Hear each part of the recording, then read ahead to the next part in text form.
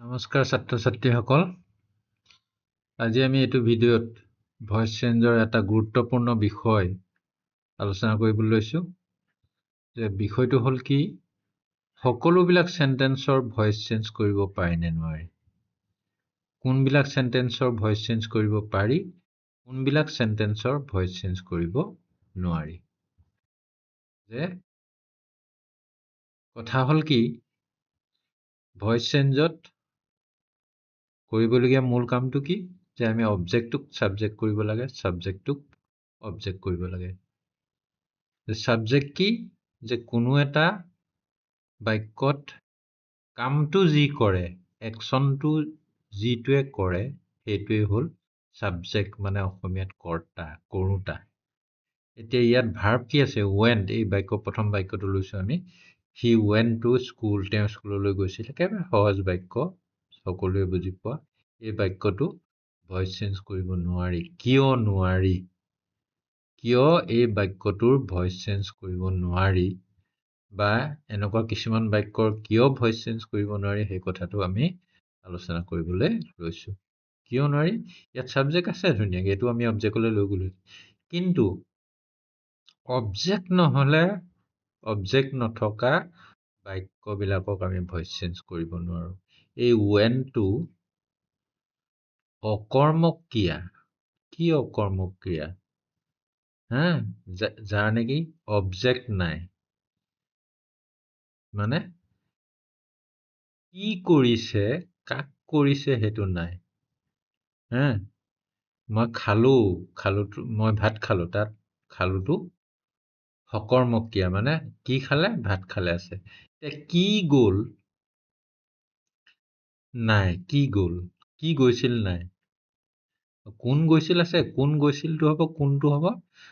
এই subject object বিচৰাৰ, মই আগতেও অন্য ভিডিঅ'টো কৈছো, যে সাবজেক্ট অবজেক্ট বিচৰাৰ উপায়টো হ'ল কি, ভাৰ্বটোক আমি বিচাৰি ল'ব লাগে। প্ৰথম ভাৰ্বটো আমি আৰামছে চিনি পাম বাক্যত, যিমান দীঘল বাক্য নহওক কিয় ভাৰ্বটো আৰামছে চিনি পাম। কি ৱেন্ট, কোন গৈছিল সেইটো সাবজেক্ট ওলাব, হি গৈছিল, সিটো সাবজেক্ট। আৰু কি আৰু কাক বুলি প্ৰশ্ন কৰিলে ভাৰ্বটোকে প্ৰশ্ন কৰি লওক। এইটো গৈছিল বুলি কৈছো নহয়, কোন গৈছিল। আকৌ কি আৰু কাক বুলি ভাৰ্বকে প্ৰশ্ন কৰিব লাগে, কি গৈছিল, কাক গৈছিল। কি গৈছিল, সি গৈছিল, সেইটো বেলেগ কথা। সি গৈছিলে, কোন গৈছিলে সেইটোতে হ'ল। কি গৈছিল নোলায় নহয়। কি খাইছিল বোলে, ভাত খাইছিল। কি লিখিছিল বোলে, চিঠি লিখিছিল। কি দেখিছিল বোলে, বাঘ এটা দেখিছিল। সেই ভাৰ্বটো যদি দেখা, কি দেখা বুলি প্ৰশ্ন সুধিব লাগে, তেতিয়া অবজেক্ট পাম আমি। ভাৰ্বটো যদি খোৱা, তেতিয়াহ'লে কি খাইছিল বুলি সুধিব লাগে, তেতিয়াহ'লে কি খাইছিল যদি আছে সেইটো অবজেক্ট। এতিয়া হি ৱেন্ট টু স্কুল, কি বুলি ক'লো যে অকৰ্মক ক্ৰিয়া, ইয়াৰ কৰ্ম নাই। টু স্কুল, স্কুললৈহে, কলৈ গৈছিল বুলি সুধিব নালাগে নহয়। অবজেক্ট বিচাৰিবলৈ কি কি বুলি প্ৰশ্ন দুটা কৰিব লাগে, যে কি গৈছিল, কি খাইছিল, কি দেখিছিল, কি পঢ়িছিল, কি কৈছিল, সেইবুলি সুধিব লাগে। তেতিয়া অবজেক্ট, যদি তাৰ উত্তৰটো পাওঁ সেইটোৱে হ'ব অবজেক্ট। এতিয়া এই বাক্যটো কিয় ভইচ চেঞ্জ নহয়, যে এই বাক্যটোত অবজেক্ট নাই। অবজেক্ট নথকাৰ কাৰণে বাক্যটো লাগিলে যিমানেই দীঘল নহওক, এই বাক্যটোৰ কি নহয়, এই বাক্যৰ ভইচ চেঞ্জ নহয়। এইটো ভইচ চেঞ্জ কৰিব আমি নোৱাৰো। ঠিক আছে। তাৰপিছত দীঘল বাক্য এটা লৈছো, they are discussing about present flood condition of Assam. বৰ্তমান অসমৰ বান পৰিস্থিতি ভাল নহয়, উজনি অসমৰ একেবাৰে অৱস্থা শোচনীয় হৈ পৰিছে। মনলৈ আহিলে এইটো বাক্যকে ললো আলোচনা কৰিবৰ কাৰণে। দে আৰ ডিছকাছিং, সিহঁতে আলোচনা কৰি আছে, about flood condition of Assam, অসমৰ বান পৰিস্থিতিৰ কথা সিহঁতে আলোচনা কৰি আছে। ইয়াতো সাবজেক্ট কি আছে, ভাৰ্ব কি, ডিছকাছিং, আলোচনা কৰি আছে। কোনে আলোচনা কৰিছে, আছে, সাবজেক্ট আছে। এইটো বাই দেম বুলি কৰিব পাৰিম পিছত। অবজেক্ট কি আছে, কি আলোচনা কৰি আছে। কি আলোচনা কৰি আছে নহয়, প্ৰেজেণ্ট ফ্লাড কণ্ডিশ্যন অফ আছামটো হ'ব নহয়, কিন্তু এবাউটটো কি কৰিম, যদি হয় এবাউটটো নথকা হ'লে পিছত মই একেটাকে লিখিছো, কৈ আছো সেইটো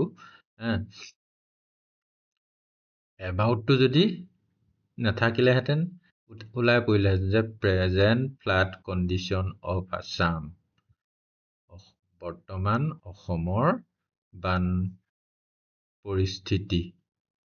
এইটো অবজেক্ট হ'ল অবজেক্ট দীঘল, ছাবজেক্ট কেতিয়াবা দীঘল হ'ব পাৰে, অবজেক্ট কেতিয়াবা দীঘল হ'ব পাৰে, সেইটোও কথা। ছাবজেক্ট অবজেক্ট বিচৰাত খেলি মেলি লাগে।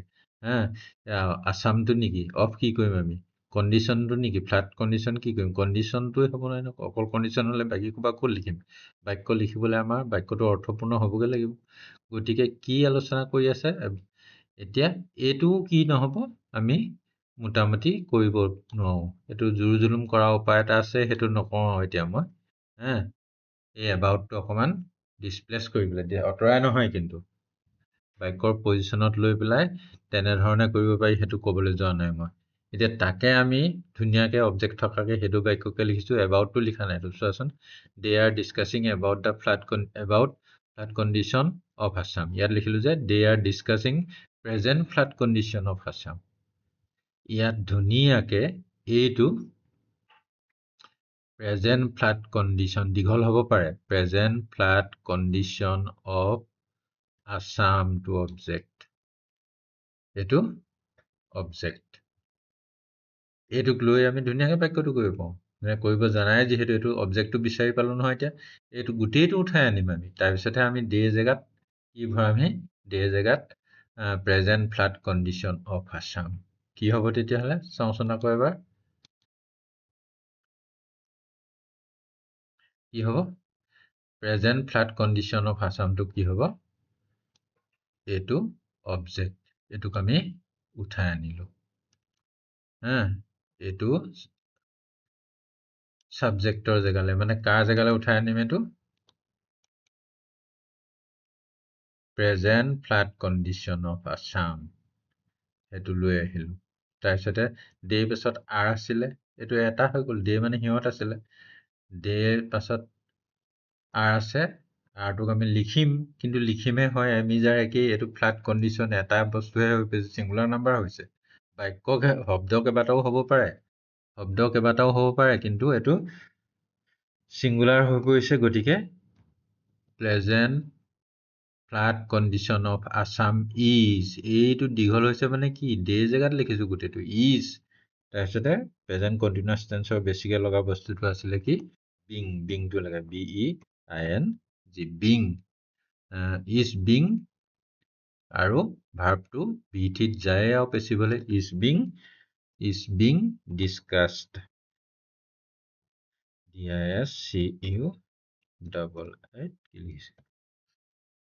DISCUSSED, is being discussed by them, খতম, বাই দেম,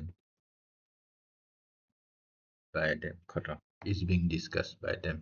কিন্তু এই ওপৰটো নোৱাৰিলোঁ, এই এবাউটটোৱে আমাক দিগদাৰ লগালে। অকল এইকণ থকা হ'লে আমি পাৰিলোহেঁতেন কৰিব, প্ৰেজেণ্ট ফ্লাড কণ্ডিশ্যন অফ আছামকণ থকা হ'লে পাৰিলোহেঁতেন কৰিব।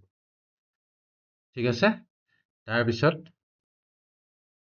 এইটো যেনিবা মডিফিকেশ্যনটো হ'ব, এইটো কি হ'ব লাগিব, এইটো পিটো কেপিটেল লেটাৰলৈ যাব, বাক্যৰ আৰম্ভণি, সেইটো চাবা মই কপি পেষ্টিং কৰি লিখিছোঁ যে is being discussed by them. তাৰ পাছতে we believe in honesty and non violence, আমি বিশ্বাস কৰোঁ, প্ৰেজেণ্ট ইনডেফিনিটৰ বাক্য এইটো, we believe, subject plus present tense form, present ইনডেফিনিটৰ বাক্য। We believe in honesty and non violence, আমি বিশ্বাস কৰোঁ। কি বিশ্বাস কৰোঁ, ডাইৰেক্ট নাই, ইন, এইটো বাক্যটো এনেকুৱা, একেবাৰে সঠিক অৰ্থটো কেনেকুৱা হ'ব, আমি সাধুতা আৰু অহিংসাত বুলিহে কৈছে। অহিংসাত ইন মানে in honesty and non violence, অহিংসা আৰু অনেষ্টিত বিশ্বাস কৰোঁ বুলি কৈছে। ইনটো নথকা হ'লে ইয়াত আমি ধুনীয়াকৈ অনেষ্টি আৰু নন ভায়লেঞ্চটো ওলাই পৰে। তেতিয়াতো আমি অনেষ্টি আৰু নন ভায়লেঞ্চক আগলৈ আনি উই জেগালৈ আনি আমি ধুনীয়াকৈ লিখিব পাৰিলোঁ। কিন্তু এই বাক্যটো এতিয়া কি নহ'ব, সেইটো কথাৰ কাৰণে ভইচ চেঞ্জ কৰিব নোৱাৰি। এইটো হা অসুবিধা আছে আমি আগত কোৱা নিচিনাকৈ জোৰ জুলুম কৰিব পাৰি সেইটোলৈ কথালৈ যোৱা নাই এইটো মানে অবজেক্ট নাই অবজেক্টবিহীন বাক্য আমি পেচিবলৈ নিব নোৱাৰো তাৰ পিছতো বাক্য একেটাই লিখিছিলো we believe Gandhi's honesty and non violence honesty আৰু নন ভায়োলেন্স গান্ধীৰ মূল জীৱনৰ মূল কথা আছিলে এইকেইটা তেওঁৰ হা গতিকে এইবাৰ অবজেক্ট আছে কি কি বিশ্বাস কৰোঁ গান্ধীৰ অনেষ্টি আৰু নন ভায়োলেন্স পিনে এতিয়া চোৱাচোন বাক্য এই কণ কিন্তু ছাবজেক্ট ভাৰ্ব অবজেক্টটো এই গোটেইকণ অবজেক্ট নহয় Gandhi's honesty and non violence গোটেইকণ হ'ল অবজেক্ট কিমান দীঘল অবজেক্ট তেনেকৈ কেতিয়াবা ছাবজেক্টটো বৰ দীঘল হ'ব পাৰে হা কেতিয়াবা অবজেক্টটো বৰ দীঘল হ'ব পাৰে ভাৰ্বটো বিচাৰিব লাগিবই ধ্ৰুৱ কথা বিশ্বাস কৰাটো ভাৰ্ব ইয়াতো এইটো বিলিভ এইটো ডিছকাছ কৰাটো ভাৰ্ব হা তেতিয়াহ'লে বাক্যটো কি হ'ব আমি বাক্যটো লিখোচোন আমি ধুনীয়াকৈ এইটো লৈ আহোঁ আমি কি লৈ আহোঁ গান্ধীজ অনেষ্টি এণ্ড ফুল ষ্টপটো আনিব নালাগে নহয়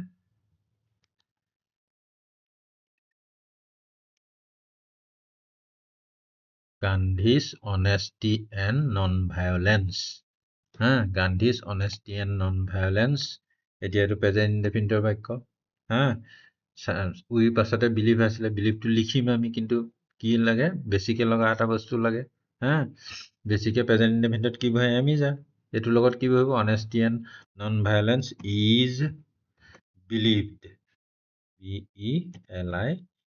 BELIEVED বিলিভড বাই উইটো হ'বগে আছ বাই আছ খতম গতিকে আমি কি হ'ব এনেকৈ কেতিয়াবা ছাবজেক্টটো অবজেক্ট নাথাকিলে ভইচ চেঞ্জ কৰিব নোৱাৰি খাটাং কথা এইকেইটা আমি নোৱাৰিলোঁ হা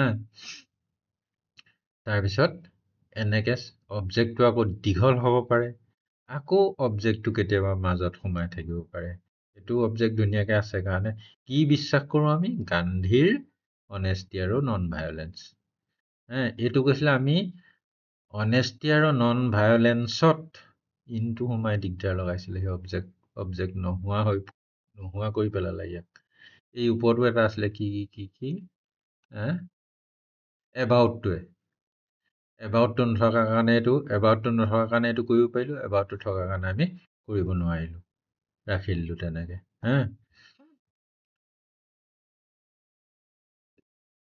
তাৰপিছত আমি আলোচনা কৰিম কেনেকৈ অবজেক্টটো বিচাৰি উলিয়াব লাগিব কেতিয়াবা আমাৰ অসুবিধা হয় অবজেক্টটো বিচাৰি উলিওৱাত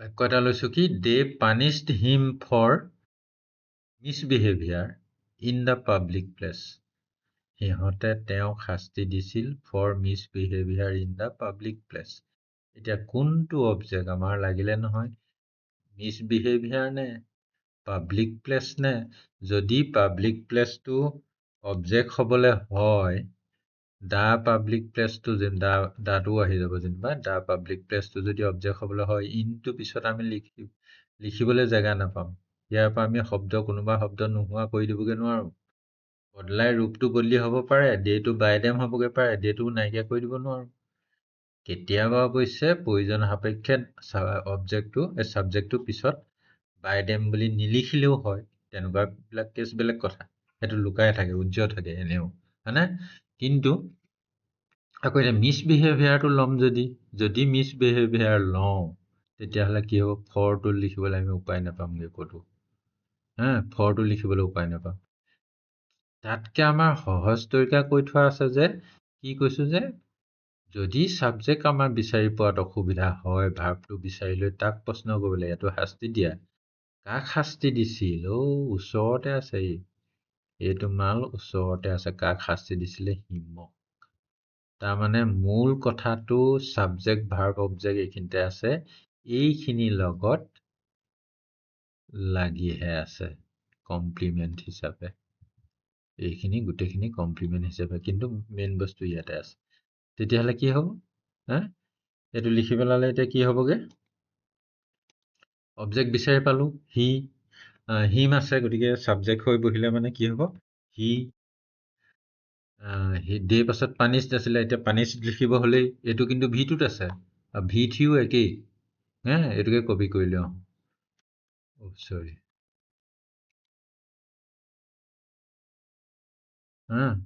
এইটোকে কপি কৰি লওঁ, ডে পানিছড, কাৰণ ভি থিটো একেই, এইটো ভিটো যদিও ভি থিটো একেই কাৰণে আমি ইয়াকে কি কৰি কপি কৰি লৈ আহিলোঁ। হি পানিছড হ'ল, এতিয়াতো উল্টা হৈ যায় কথাটো।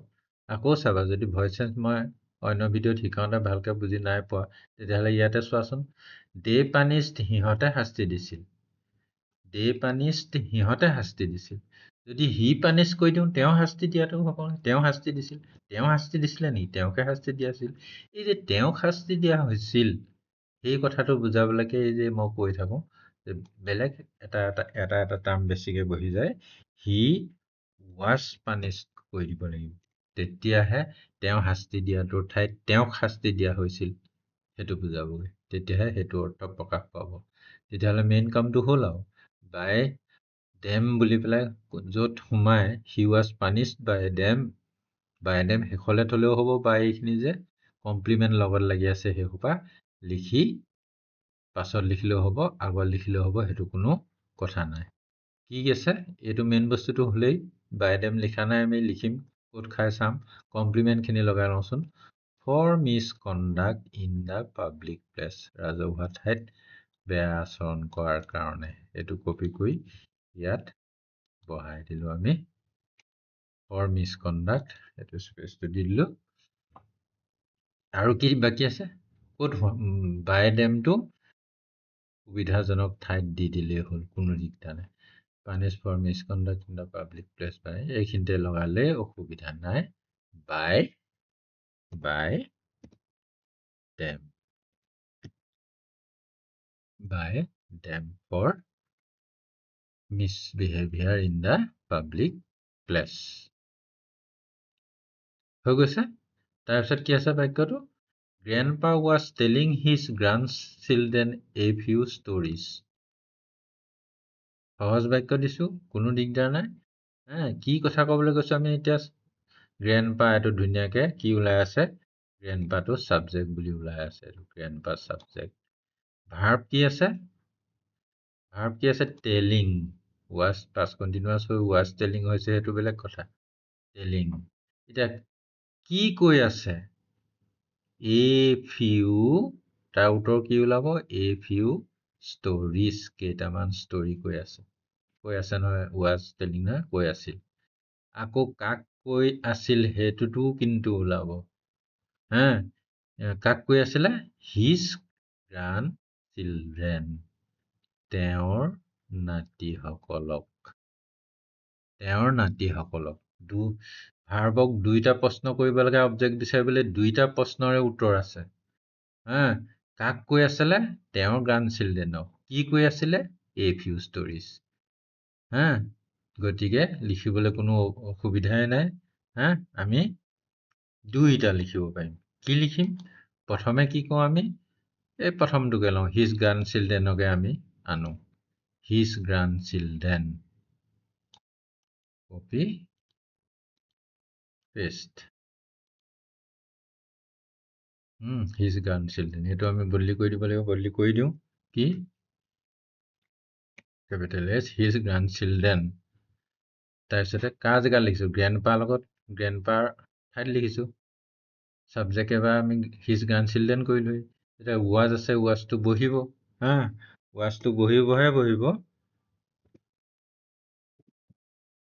হিজ গ্ৰাণ্ড চিলড্ৰেন বহু বচন হৈ গ'ল, ৱাজৰে একে কথা, আমি বেলেগ কৰা নাই, কিন্তু টেন্স বদলি নহয়।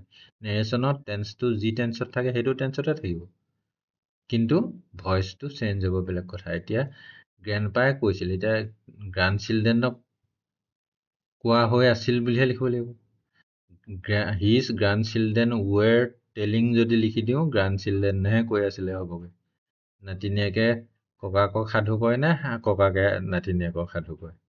এতিয়া নাতিনীয়েকবিলাকক কোৱাটো বুজাবলৈ ৱেৰ বিং কণ্টিনিউৱাছত বিংটো বেছিকৈ বহে, জানা এইবিলাক BEING বিং। টেলিং আছে যদি এইটো V4ত আছে, told লাগিবই, V3 লাগিবই, told is being told। A few stories টো আমিতো লোৱা নাছিলো, এইটো এনেই লগত লাগি আছিলে, গতিকে A few stories টোক আমি লৈ আহোঁ।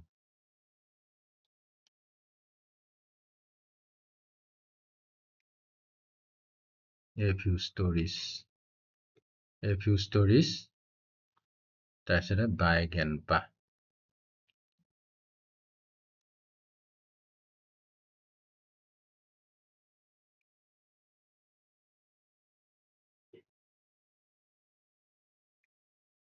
by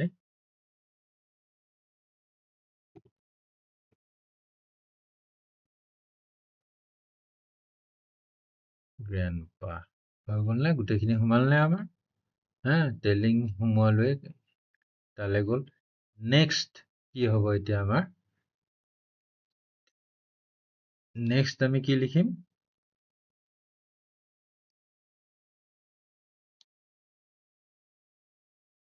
এইবাৰ আমি হিজ গ্ৰেণ্ড চিলড্ৰেন ললো, এইবাৰ ল'ম আমি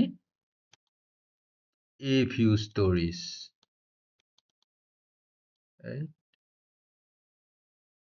A few stories দুটা অবজেক্ট থাকিলে দুটা উত্তৰ ওলাব আমাৰ।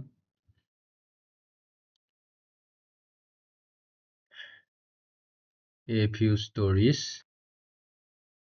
এইটো কেপিটেললৈ গুচি যাব। ষ্টৰিজ এইবাৰো ৱেৰ, বেছিকৈ লগাটো এইবাৰো ৱেৰ, কাৰণ ষ্টৰিজ আছে। WERE ৱেৰ বিং told সেইটো ডিজাইন থাকিবই, V3 হোৱা ডিজাইনটো থাকিবই। ৱেৰ বিং told ইয়াতো আছে ৱেৰ বিং told। A few বিলাকক কৈ থকা হৈছিল। A few stories were being told his grandchildren টো এতিয়া ইয়াত থাকিব।